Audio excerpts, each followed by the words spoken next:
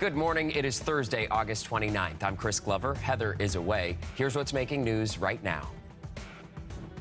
Overcrowded and understaffed, more students begin the school year in Quebec as the province struggles with a huge teacher shortfall. And Kamala Harris and Tim Walz finally meet the press. The Democratic running mates prepare for a high-stakes sit-down interview. Plus, keeping up the pressure on the West Bank, Israel's deadly counter-terror operation rolls into its second day. More than a dozen Palestinians have died in the raids, and the UN and European Union are condemning the mission, saying it risks escalating the war in Gaza.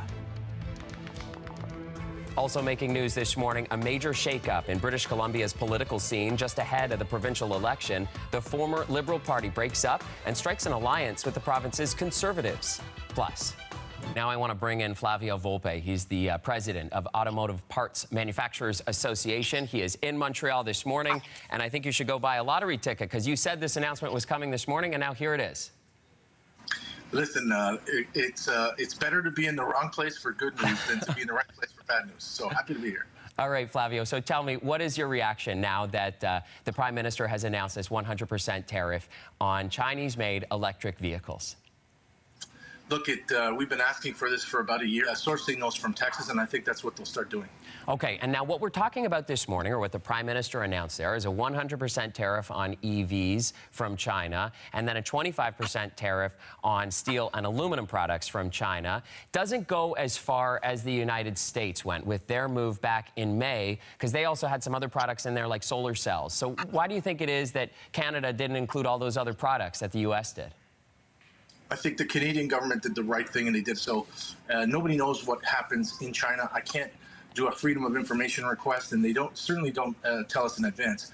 But sometimes they do things that are completely off our ability to forecast. Making my journalist heart sing there with a freedom of information request. Flavio, thank you so much for joining us on the program this morning.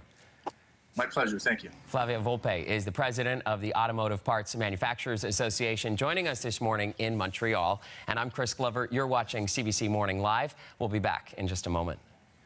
And staying in the States, questions are once again being raised about whether next month's presidential debate on ABC will actually happen. Donald Trump and Kamala Harris had previously agreed to a televised debate on September 10th, but now Trump is raising concerns over a change in format being proposed by Harris to unmute microphones. For more on all this, let's turn to Steve Futterman in Los Angeles. There's some right now. Steve, you're done with us. You can go ahead and mute your mic. Thank you. Take care, Chris. Steve Futterman for us in L.A. This interview. I love that advice. Answer the question that you're actually being asked. And I have some Canadian politicians that I might suggest for you to advise, if that is your advice, sir. But also the other big news of the week really is the fact that Kamala Harris and Walz are going to be on this bus tour through Georgia. Obviously, this is a significant state. Biden won it, but just so narrowly, and then had lost a lot of ground there, polls were showing. And now Kamala Harris seems to have really made up a lot of that ground, especially given the fact that we're seeing some new polling out today that she has just a slight hair of a lead potentially there in Georgia. But the interesting thing about this bus tour campaign is that they're not just going to be sticking to Savannah and those kind of Democratic strongholds. They're going to be going into some conservative parts of the state as well. What does that tell you? Well, it tells you that we've seen this movie before. It's 7 o'clock in Leamington, 5 o'clock in Winkler, and 4 p.m. in Squamish. This is Canada Tonight. MPs agreed to investigate how a father and son accused of planning a terror attack in Toronto were allowed into Canada. The details in 1 minute. Asylum seeker changes. We'll tell you about changes to the Safe Third Country asylum agreement with the United States.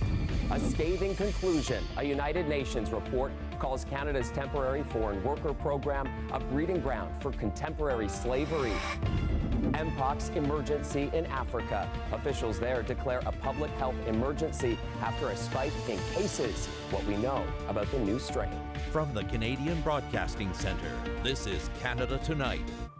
Good evening, I'm Chris Glover. Travis is away tonight, and we begin in Ottawa, where the House of Commons National Security Committee will conduct a probe on how two accused terror suspects got into the country. The case involves Ahmed Fouad Mustafa Al-Didi and his son Mustafa Al-Didi. Both were charged last month with planning an attack in Toronto on behalf of ISIS. The Al-Didis made a short court appearance today where they scheduled their return. Their next court appearance is Thursday. CBC's Rafi Boudjikanian is on this story for us and joins us now from Ottawa. Rafi, nice to see you. What do we know about this committee probe and how it's proceeding? And a former CBSA officer, perfect person for a story like this, really. Thank you so much for being on the program. Well, thanks for having me, Chris. So a lot of Canadians are going to be startled when they hear a story like this. Walk me through how this could have happened and how this case could have slipped through the cracks like this. Well, there's a few cracks that it fell through. One, but we don't have the people to give us the information. How concerning is that? I mean, you say that we don't have the people to do it. So how concerning is that, and how vulnerable does that make Canada? We're very vulnerable. It's very concerning, and it's been this way for over a decade. We can see where inefficiencies and things are going to fall through the cracks. Well, and you highlighted there, Kelly, for me, several problems with the system. If you could make just one change, one of those changes you mentioned, which one do you think would have the biggest impact? I would realign the CBSA so...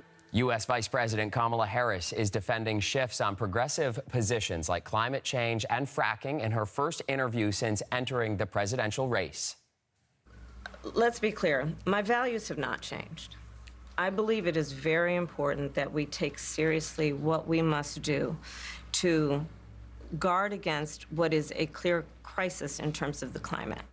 The Democratic nominee was speaking with CNN's Dana Bash alongside her running mate Tim Walz. Harris was also pressed about her change of heart on immigration. She once promised to decriminalize illegal border crossings to reviving an immigration deal that would fund a border wall. So there's obviously a lot to unpack with this highly anticipated interview, and we've brought onto the show David Shribman. He's a public policy professor at McGill University and former executive editor at the Pittsburgh Post-Gazette.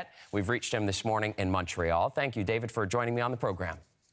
Good morning. Good morning. So I'm seeing a ton of reaction to this highly anticipated interview. What was your assessment of how Kamala Harris did in this first interview?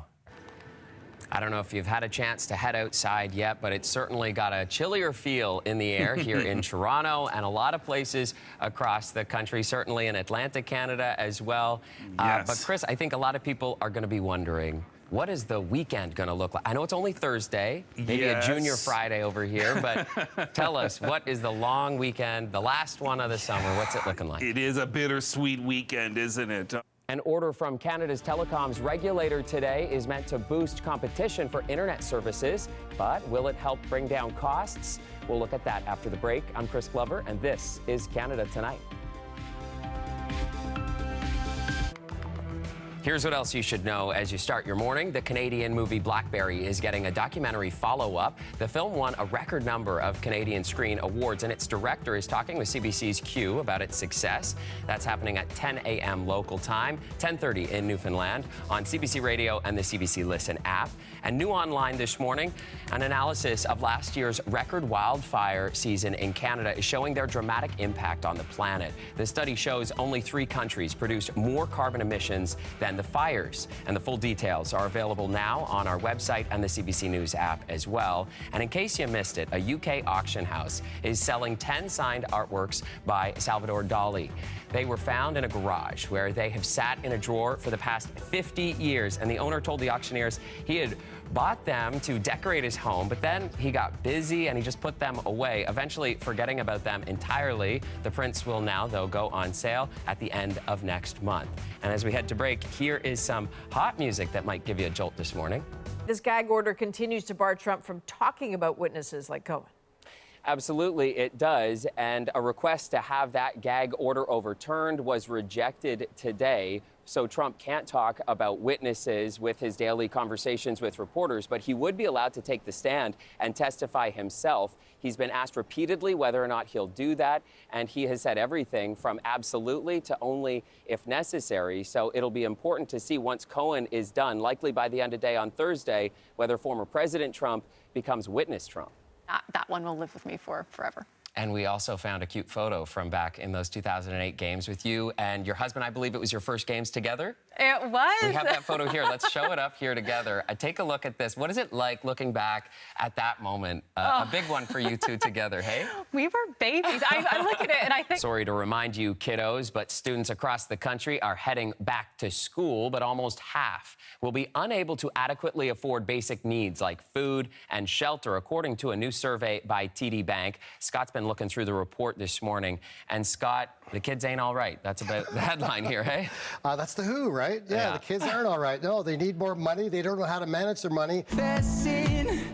Confessing, yeah. Oh, I've been shaking. A little earworm for everybody on their Wednesday morning. Shawn Mendes, obviously so hot right now. It's very cold out in the West, hey? Thank you for watching Canada Tonight. I'm Chris Glover. We're back tomorrow at 7 p.m. Eastern, 4 p.m. Pacific Time. The National is coming up next.